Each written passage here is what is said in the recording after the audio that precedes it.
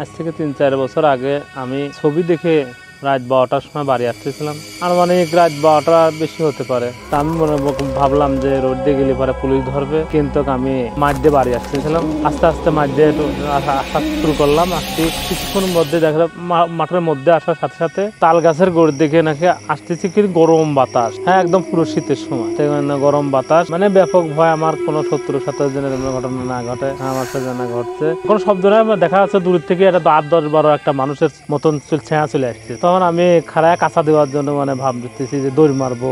রাস্তায় গেলে পুলিশের ভয়ে দেখে মাঠের ভিতরে আর এক ভয়। তা আমি খুব ভয় তখন।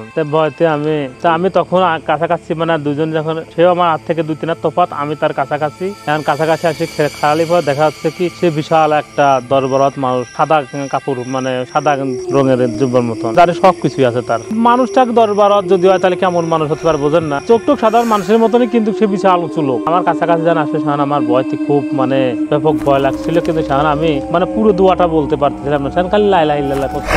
কিন্তু কাছাকাছি সে খারাপ আছে। কিছুক্ষণ পরে, মিনিট পরে সে আস্তে আস্তে চলে যাওয়ার পরে পাশেই পুষ্কনির উপর দিকে সে উড়িয়ে চলে যাচ্ছে। তারপর আমি আস্তে আস্তে বাড়িতে আসলাম। বাড়িতে এসে দেখলাম যে ডিম ভাত না দিয়েছে। আমি নিজের গাও ভয় পাইছি, সেখানে আমি নিজের গাও আগুন দিয়ে স্যাক করে ঘরে গেলাম। যে কোনো যদি ভয় পাই তাহলে পরে দেখা যায় ভাত খালি সমস্যা হবে, সেদিন আমি আগুন দিয়ে স্যাক করলাম। তারপর হচ্ছে বাড়িতে বাসা চলে আসলাম।